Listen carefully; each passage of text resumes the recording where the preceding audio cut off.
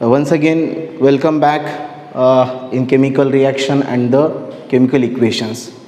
So student, in our previous lecture we deals with the exothermic and endothermic processes as well as the reactions. Previous period जो है हमारा उसमें हमने exothermic processes के बारे में या एक्सोथर्मिक रिएक्शंस के बारे में स्टडी की थी. उससे रिलेटेड यूज योर ब्रेन का पावर के क्वेश्चंस भी मैंने बताए थे.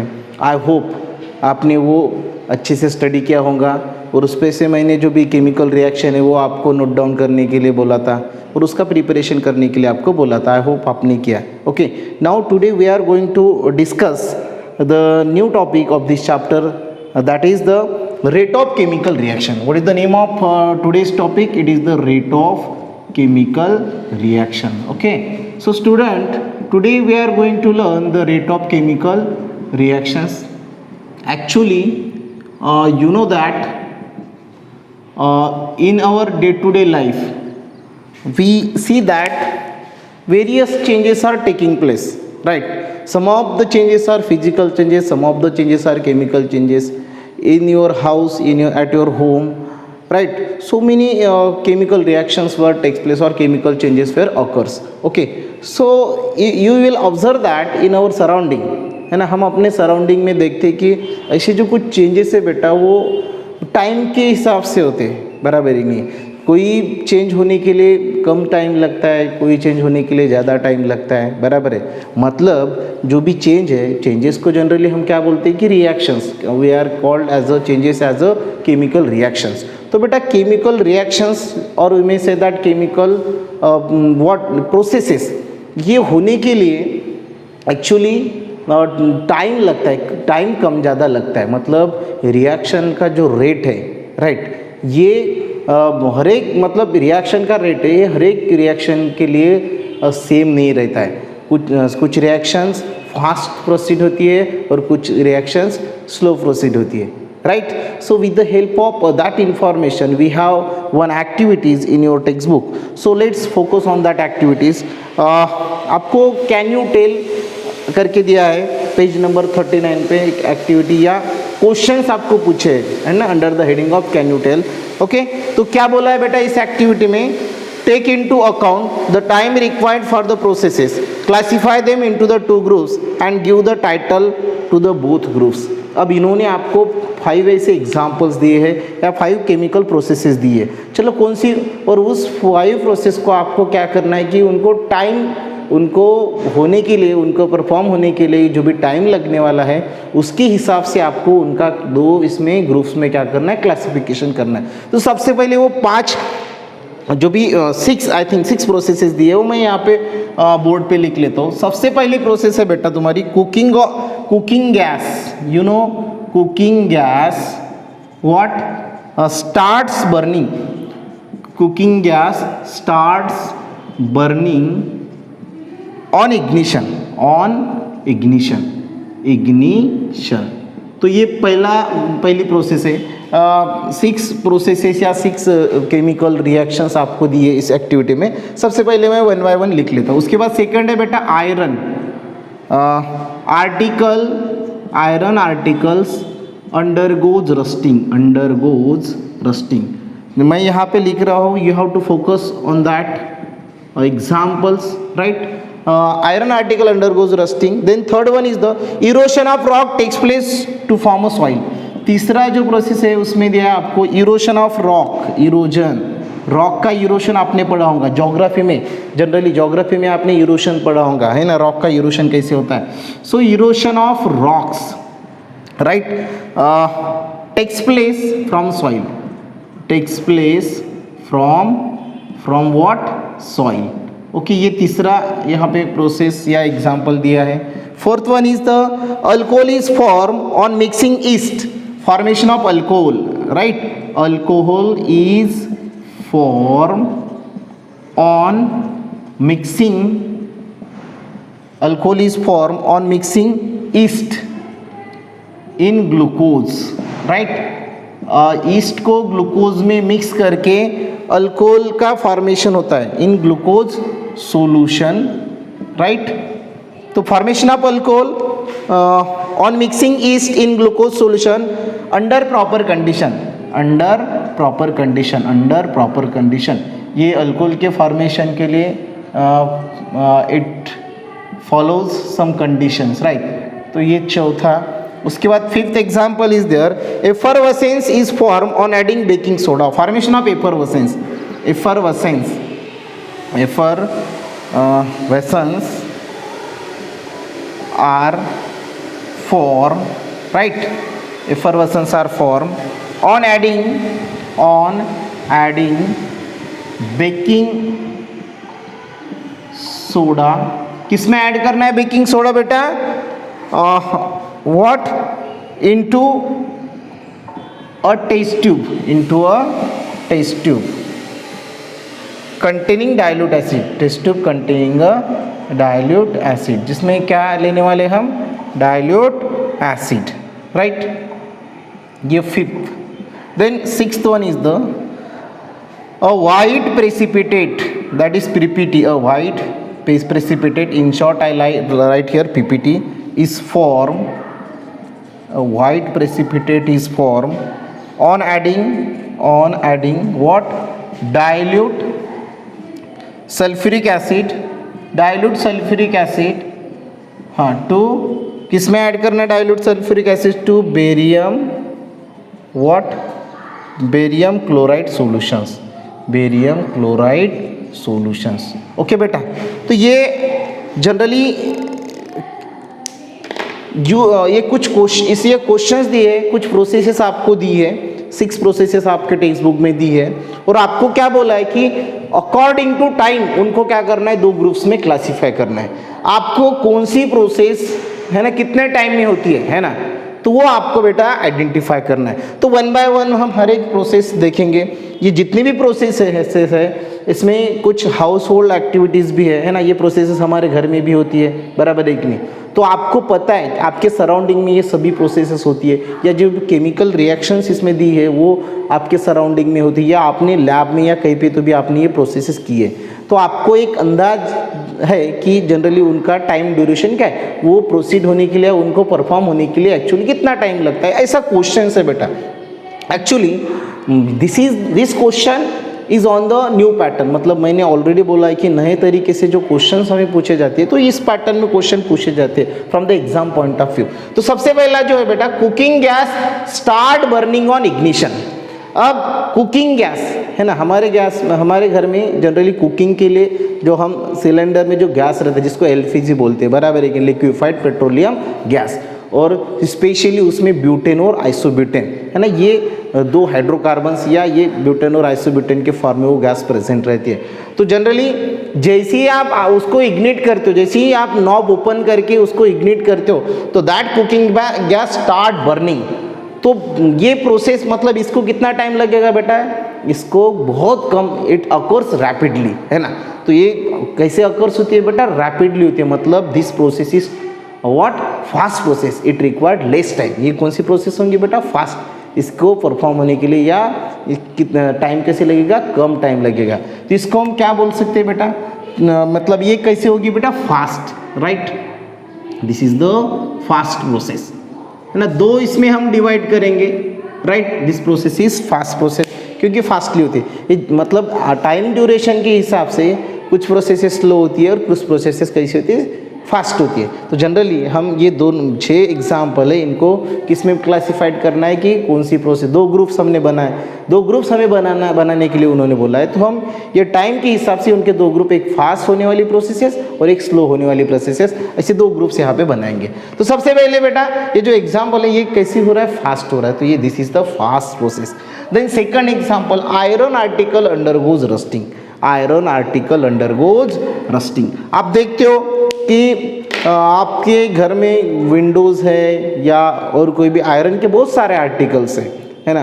पुरानी गाड़ी है जो आयरन से बनी हुई है, या कोई खेती का कोई इंस्ट्रूमेंट है कि नहीं, है ना, तो वो है, बराबर है, it is made up of the iron. वो बहुत एक्चुअली उसका रस्टिंग कब होता है, मतलब स्पेशली रस्टिंग हो कि मतलब तुरंत रस्टिंग होता है क्या बेटा, it requires what more time, है ना, मतलब उसको सालों लग जाते हैं रस्ट होने के लिए. रस्टिंग इज अ मतलब इसका मतलब रस्टिंग होना, आयरन का रस्टिंग होना या आयरन आर्टिकल का रस्टिंग होना, ये कैसी प्रोसेस है, स्लो है. वो रैपिडली होती है क्या, इंस्टेंटली. चलो iron comes in contact with the oxygen और iron comes in contact with the water vapour and it start fastly rusting, it break fastly, right? As soon as it comes in contact with the oxygen, as soon as it comes in contact with the water vapor, and the rusting will be happen and that iron instrument will be break. It is in this way it is happen. No, it is not happen because it is a slow process. Rusting होती है लेकिन slowly होती है. It take a years, है ना, उसको बराबर है टाइम क्या लगता है, ज़्यादा लगता है. तो इट मीन्स दैट ये जो प्रोसेस है या ये जो केमिकल रिएक्शंस है, राइट, ये कैसे है बेटा, स्लो. तो इसको कैसे क्लासीफाई करेंगे हम, slow process. It is a slow process. Understand. तीसरा, erosion of rock takes place from the soil. Rock का इरोशन होना सॉइल से, है ना, इसको भी बहुत सारे मतलब ये भी फास्टली होता है क्या बेटा, नहीं. This is also a slow process. ये भी कौन सी प्रोसेस होंगी बेटा, स्लोली होता है ना. Okay, then alcohol is form on mixing yeast in glucose solution under the proper condition. तो ये रिएक्शन भी होने के लिए मतलब इट टेक है ना लॉन्ग टाइम. इसके लिए भी मतलब क्विकली नहीं होती है, रैपिडली नहीं होती है बेटा. तो ये भी किस में आ जाएगा, स्लो प्रोसेस में. This is also slow process और स्लो रिएक्शन. अंडरस्टैंड. अल्कोहल का फॉर्मेशन होना east on mixing yeast in glucose under the proper condition.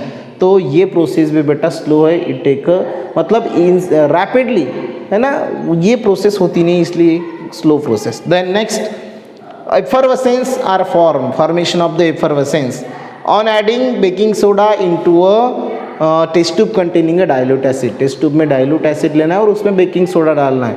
जैसे आप बेकिंग सोडा डालोगे तो एफरवेसेंस प्रोड्यूस होंगे. तो ये जो रिएक्शन है वेरी क्विक, फास्ट होती है. जैसे ही टेस्ट ट्यूब में डाइल्यूट एसिड लिया, जैसे ही आपने बेकिंग सोडा डाला, जैसे ही डाला वैसे ही एफरवेसेंस बाहर आती है. आपने लैब में की है, ये प्रैक्टिकल किया होगा आपने, है कि नहीं. तो this is a fast process और फास्ट रिएक्शन.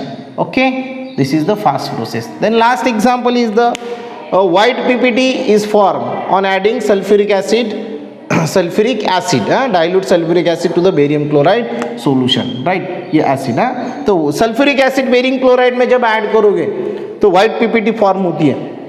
यहाँ पे भी रिएक्शन कैसी होती है बेटा, फास्ट होती है. जैसे ही आपने दोनों को ऐड किया, दोनों को मिक्स किया, वैसे ही chemical reaction will be occurs and the precipitate is form. So it is also the fast process. ये भी कौन सी प्रोसेस है बेटा, तुम्हारी फास्ट प्रोसेस. तो बेटा इससे हमें पता चलता है कि ये जो कैन यू टेल में क्वेश्चंस दिए हैं कि कुछ प्रोसेसेस कैसी है, कुछ केमिकल रिएक्शन ऑकर्स होने के लिए कम समय लगता है या कुछ केमिकल रिएक्शंस या प्रोसेस होने के लिए ज़्यादा समय लगता है. तो on the basis of this we divided this 6 processes or reactions into the 2 types of the fast process and the slow process. तो अब इसका रेफरेंस लेके आपको, है ना, आप ऐसे समझ सकते हो कि केमिकल रिएक्शन जो है बेटा, मतलब chemical reactions occurs that is depend upon the it rate. मतलब उसका जो रेट है वो किस पे डिपेंड है कि मतलब some factors are required for occurring of the chemical reactions. मतलब केमिकल रिएक्शन, हर एक केमिकल रिएक्शन का जो रेट है वो क्या है बेटा, डिफरेंट है. मतलब ये हमने 6 केमिकल रिएक्शंस या प्रोसेस पढ़ी है, सभी को सेम समय लग रहा है क्या बेटा, सभी को अकर्स होने के लिए या है ना होने के लिए सेम समय नहीं लग रहा है. मतलब इससे हम क्या डिक्टेट कर सकते हैं, we can concluded that every reaction has a different rate और स्पीड. रेट मतलब बेटा स्पीड, उसकी जो परफॉर्म होने की स्पीड है वो क्या बेटा, डिफरेंट है. और कुछ मतलब ये different reaction has a different rate ऐसे हमने बोला. लेकिन कुछ ऐसी रिएक्शन है कि वो सेम रिएक्शन को भी डिफरेंट टाइम लग सकता है. मतलब डिफरेंट रिएक्शन को तो उसका रेट जो भी है, rate of reaction is different, बराबर है कि नहीं. लेकिन कुछ ऐसी रिएक्शन है कि सेम रिएक्शन है लेकिन उसकी कंडीशन यदि बदल जाती है, कंडीशन चेंज होती है, तो सेम रिएक्शन का भी रेट क्या हो जाता है, मतलब डिफरेंट हो सकता है if the condition become change. जैसे for example formation of the curd from the milk और settling of the curd from the milk. जैसे विंटर में आप ये एग्जांपल लेते हो कि विंटर में जो कर्ड का फॉर्मेशन है जनरली वो क्या होता है, स्लोली होता है. विंटर सीजन में settling of the curd from the milk, है ना, मिल्क से कर्ड फॉर्म होता है. तो विंटर में ये स्लोली होता है, बराबर है कि नहीं, है ना. Formation of the curd is a slow process in winter. वही फॉर्मेशन ऑफ द कर्ड आप समर में देखोगे, टेम्परेचर ज़्यादा रहता है तो कैसे होता है बेटा, फास्ट होता है ना. Settling of the curd is fast in the summer season because of the temperature. मतलब रिएक्शन सेम है. कौन सी रिएक्शन यहाँ पे, formation of the curd from the milk, है ना. लेकिन विंटर सीजन में कंडीशन चेंज होगी ना. विंटर में टेम्परेचर लोअर कम रहता है और समर में टेम्परेचर ज़्यादा रहता है. तो कर्ड फॉर्मेशन के लिए जनरली जो कर्ड फॉर्मेशन है वो विंटर में स्लोली होता है, बराबर है कि नहीं. लेकिन समर में कैसे होता है, फास्ट होता है. सेम रिएक्शन है, सेम प्रोसेस है, but it takes different time because of the condition. मतलब सेम रिएक्शन होंगी लेकिन कंडीशन यदि चेंज होती है तो उसको बेटा जो टाइम है वो क्या रहेगा, मतलब उनका टाइम लगने वाला टाइम भी क्या होगा, डिफरेंट होगा. Understand. So this is on the basis of this chemical reactions. मतलब अब हम ऐसे इससे डिक्टेट कर सकते हैं, डिसाइड कर सकते हैं कि जो केमिकल रिएक्शंस है उनका जो रेट है, रेट मतलब बेटा स्पीड, ये कुछ फैक्टर्स पे डिपेंड है ना. chemical reactions or the rate of chemical reaction, or we can say that the speed of the chemical reactions are depend upon the factors. तो हमें अभी पढ़ना है कि which are the factors which affect the rate of chemical reaction. मतलब chemical की जो chemical reaction की जो स्पीड है उसको अफेक्ट करने के लिए कुछ फैक्टर रिस्पॉन्सिबल रहते हैं. तो वो फैक्टर्स हमें स्टडी करना है. Okay, so now we are going to learn what are the factors that affect the rate of chemical reactions. Okay, okay, so we are going to learn that is the factors affecting the rate of chemical reactions. मैंने अभी आपको बोला है कि chemical reaction perform होने के लिए कुछ फैक्टर्स रिस्पॉन्सिबल है, बराबर है. तो ऐसे कुछ मतलब केमिकल रिएक्शन कुछ स्लो होती है, कुछ फास्ट होती है. तो केमिकल रिएक्शन परफॉर्म होने के लिए that is depend upon the some factors. तो ऐसे कौन से फैक्टर है कि जिस पे केमिकल रिएक्शन के रेट पे जिसका क्या पड़ता है बेटा, परिणाम पड़ता है, या केमिकल रिएक्शंस स्लो होती है या फास्ट होती है. तो सबसे पहले वो जनरली 5 फैक्टर्स हमें स्टडी करना है. सबसे पहला फैक्टर है बेटा नेचर ऑफ द रिएक्टेंट. सबसे पहला factor, what is the name of that factor, it is the nature of reactant, right. दूसरा फैक्टर्स है size of the particle, size of the particle of the reactant, और particle size of the reactant ये second, और size of the particle of the reactant ये second factor. तीसरा concentration of the reactant. तीसरा जो factor है वो है बेटा कॉन्सेंट्रेशन ऑफ द रिएक्टेंट. अब रिएक्टेंट क्या होता है, प्रोडक्ट क्या होता है, ये ऑलरेडी हमने पढ़ा है, बराबर है. फोर्थ है temperature of the reaction. Temperature, देखो यहाँ पे एक गलती हो सकती है, टेम्परेचर ऑफ रिएक्शन है. स्टूडेंट क्या लिखते हैं, सर यहाँ पे रिएक्टेंट है तो यहाँ पे भी रिएक्टेंट होगा, ऐसे ही नहीं. तो बेटा टेम्परेचर ऑफ द रिएक्शन, जो पर्टिकुलर रिएक्शन हो रही है ना, उसमें टेम्परेचर है कि नहीं, है ना, तो उस पर डिपेंड है बेटा temperature of the reaction. And fifth one is the catalyst. तो ये fifth factor is the catalyst. तो बेटा ये ऐसे कितने 5 फैक्टर्स हैं जो किसको अफेक्ट करते हैं, केमिकल रिएक्शन के रेट को अफेक्ट करते हैं. अब रेट मतलब क्या होता है, स्पीड, है ना, रिएक्शन की स्पीड. हमें अभी मैंने जो भी अभी क्वेश्चंस पे डिस्कशन किया था कि कुछ केमिकल रिएक्शन फास्ट होती है, फास्ट अकर्स होती है, कुछ केमिकल प्रोसेसेस या रिएक्शन स्लो अकर्स होती है. ओके, सो मतलब उनका जो रेट है वो क्या है बेटा, वो डिफरेंट रहता है. तो उसके लिए ये फैक्टर्स रिस्पॉन्सिबल रहते हैं. तो कौन से फैक्टर्स है which affect the rate of the chemical reaction. Question इस पे पूछा जाता है कि what are the factor that affects the rate of the chemical reaction. बहुत बार इस पे बोर्ड के एग्जाम में क्वेश्चन पूछा गया है. तो सबसे पहला फैक्टर है नेचर ऑफ द रिएक्टेंट, दूसरा size of the particle of the reactant, right, मतलब साइज. उसके बाद concentration of the reactant, right, then the fourth one is the temperature of the reaction and fifth one is the catalyst. तो बेटा one by one ये 5 factors हम study करने वाले हैं. तो सबसे पहले पहला फैक्टर हम डिस्कशन करेंगे that is the nature of the reactant. मतलब रिएक्शन का जो रेट है वो रिएक्टेंट के नेचर पे कैसे डिपेंड रहता है। So for that we have to do one activity.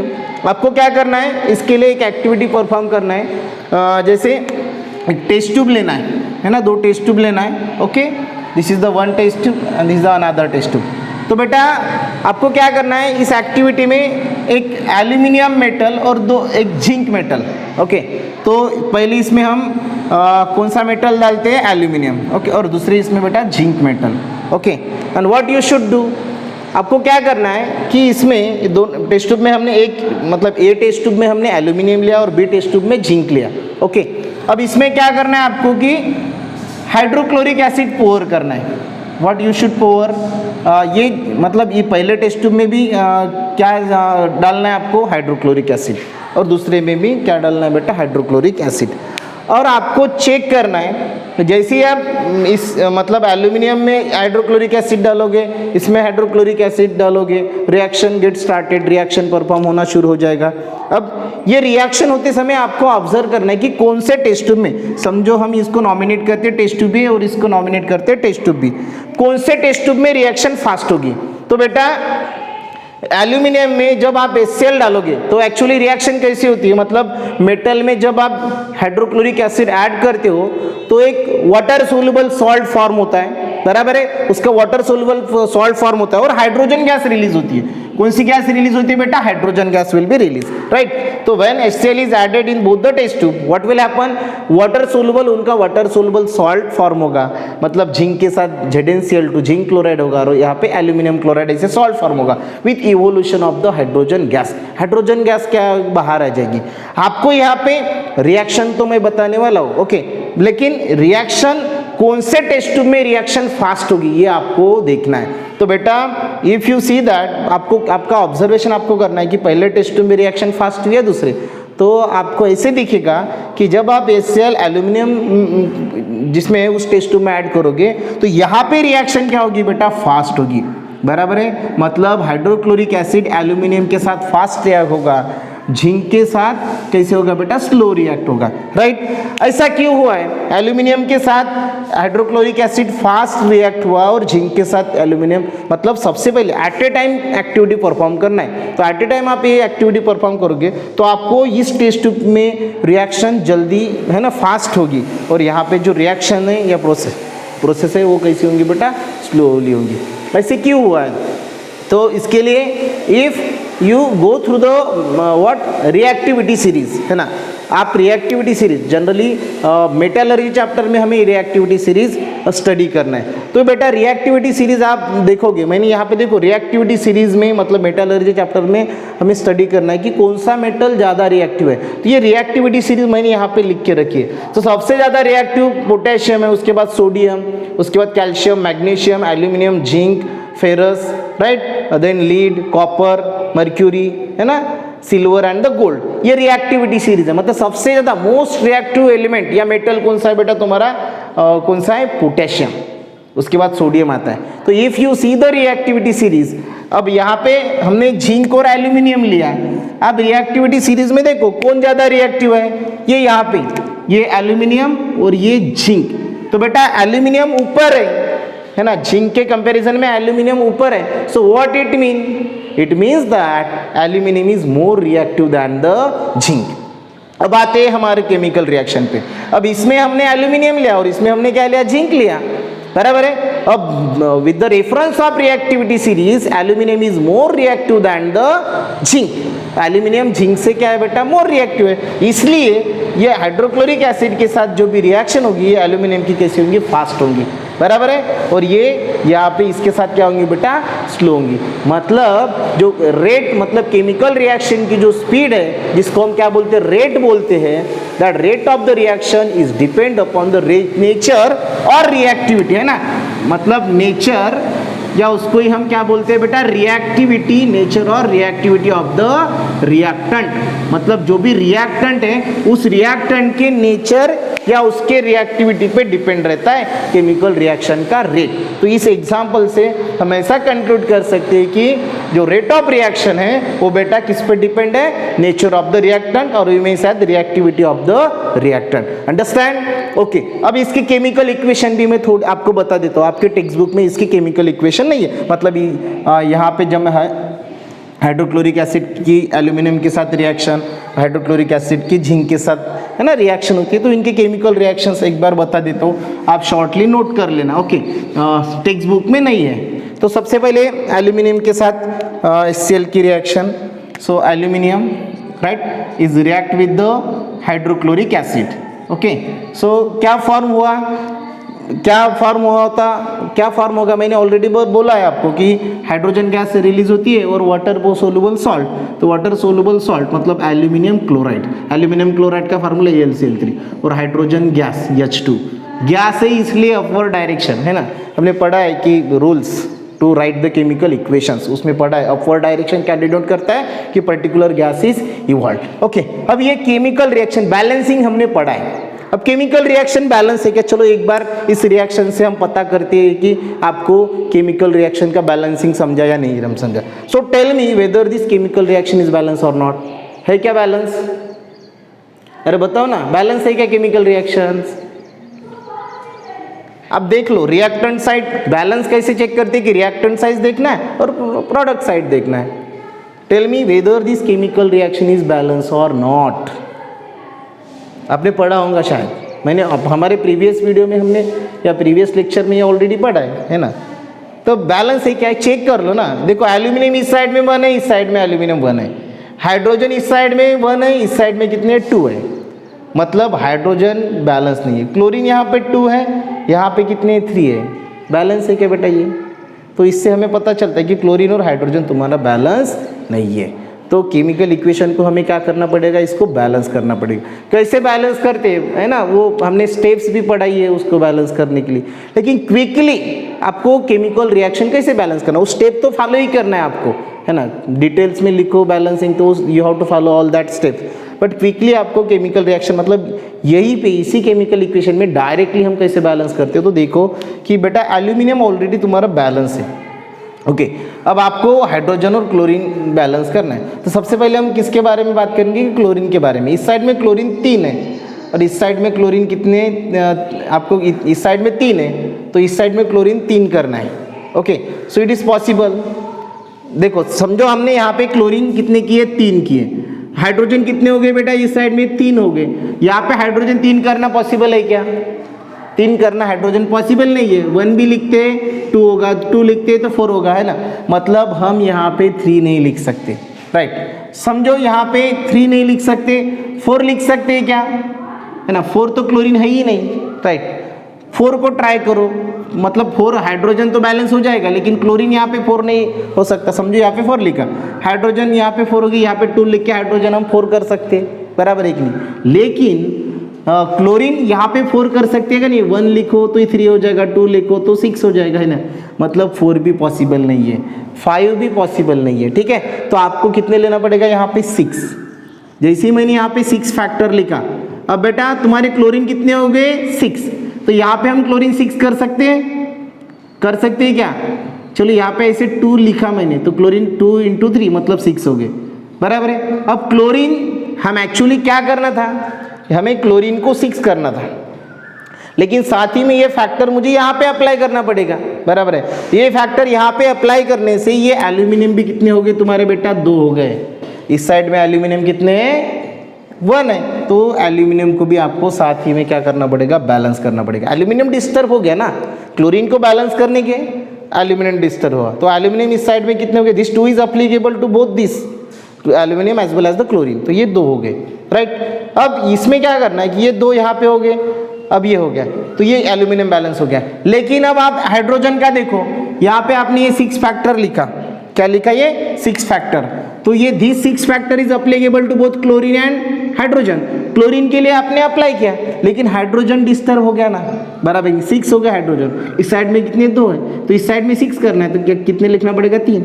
Okay, so in this way this reaction is balance. तो ये केमिकल इक्वेशन मतलब ट्रायल एंड एरर मेथड, मतलब ट्राई करो और बैलेंस करो, वो तो स्टेप्स आपको फॉलो करनी है बराबर की, लेकिन डायरेक्टली क्विक आपको रिस्पॉन्ड करना है तो you may apply that trial and error method and in this way you should balance this chemical reaction. तो ये बेटा पहली chemical reaction.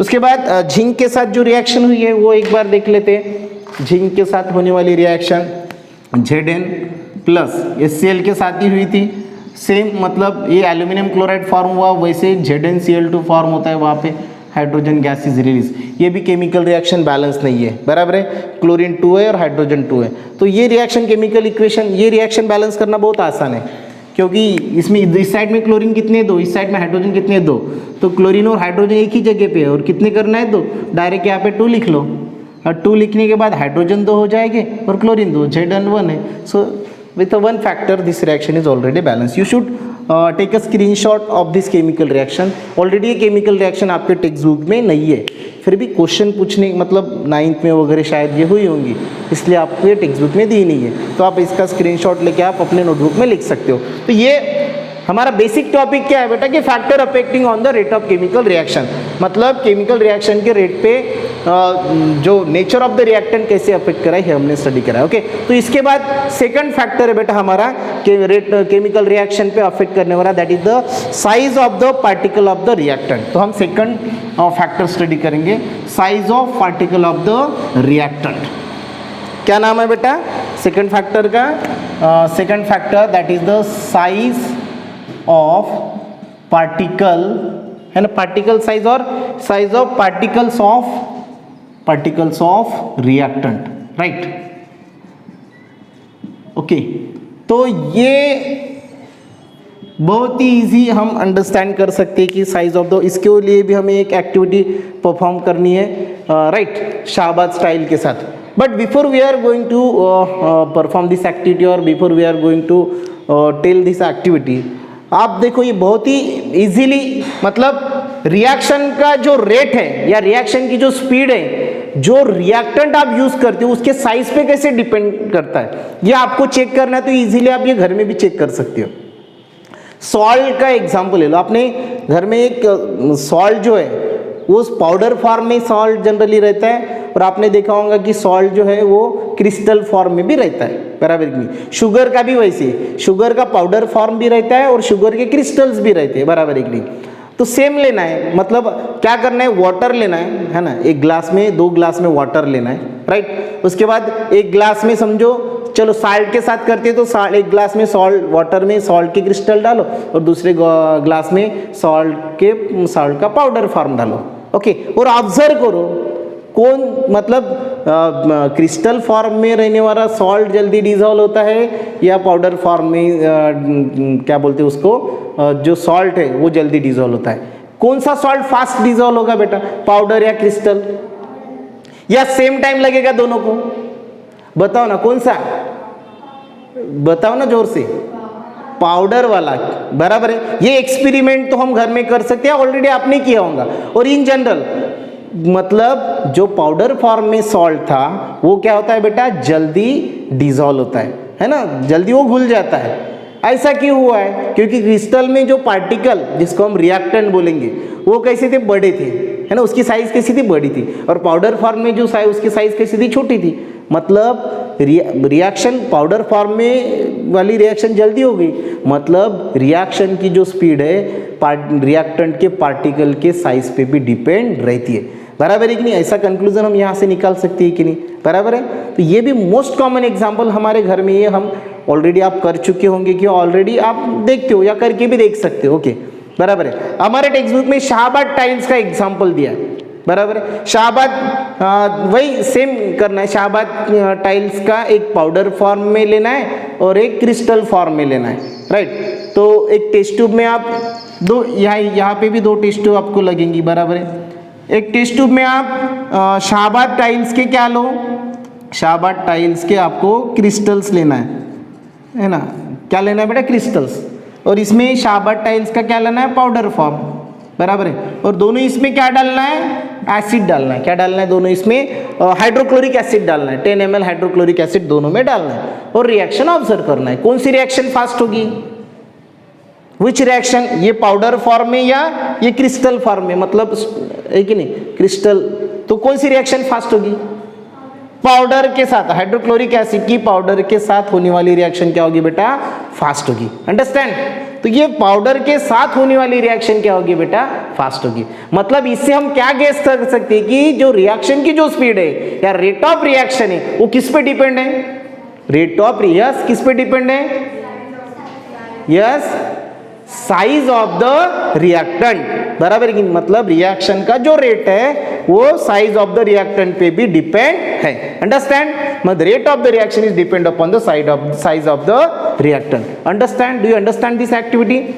This is the second factor which affect the rate of the reaction. Okay, now we are going to learn the third factor which affect the rate of the chemical reaction. And what is that? That is the concentration of the reactant. मतलब chemical reaction का जो rate है वो chemical reaction के concentration of the reactant पे कैसे depend है। तो थर्ड जो फैक्टर है बेटा वो है कॉन्सेंट्रेशन ऑफ रिएक्टेंट। कौन सा फैक्टर है बेटा हमारा? Third factor, concentration of the reactant. तो कैसे केमिकल की स्पीड या केमिकल रिएक्शन का जो रेट है रिएक्टेंट के कॉन्सेंट्रेशन पे कैसे डिपेंड करता है ये हम देखने वाले हैं। ओके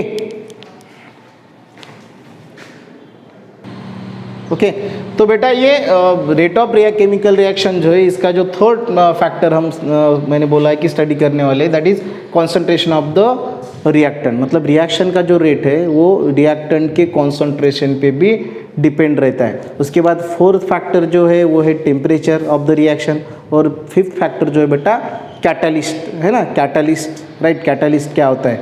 ये जो फैक्टर्स है ये भी बेटा केमिकल रिएक्शन के रेट पे या स्पीड पे क्या करते? अफेक्ट करते। ओके तो ये जो जैसे ये कॉन्सेंट्रेशन ऑफ द रिएक्टेंट है, जैसे टेम्परेचर ऑफ द रिएक्शन है, उसके बाद लास्ट वन है वो जो कैटालिस्ट है, ये हम बेटा हमारे नेक्स्ट पीरियड में हम देखेंगे। ओके तो आज बेटा हमने ये मतलब रिएक्शन, केमिकल रिएक्शन जो है वो कौन से फैक्टर पे अफेक्ट है ना, केमिकल रिएक्शंस को अफेक्ट करने वाले कौन से फैक्टर है? जनरली 5 फैक्टर है। सो उसमें से हमने पहले 2 फैक्टर स्टडी किए हैं। जो पहला फैक्टर था बेटा, कौन सा था पहला factor? Yes, nature of the reactant. और दूसरा? यस, दूसरा कौन सा? Size of the particle of the reactant. तो बचे हुए ये जो 3 फैक्टर्स है, जैसे कॉन्सेंट्रेशन ऑफ द रिएक्टेंट है, उसके बाद टेम्परेचर है, तो हम नेक्स्ट पीरियड में देखने वाले हैं। आप आई होप आपको ये समझ में आया होगा। ओके तो इसमें जो भी हमने पढ़ा है उसके आप शॉर्ट नोट्स निकालो। जो भी केमिकल रिएक्शन हमने स्टडी की वो आपके नोटबुक में लिख के रखो। Okay so that is all about. Thank you.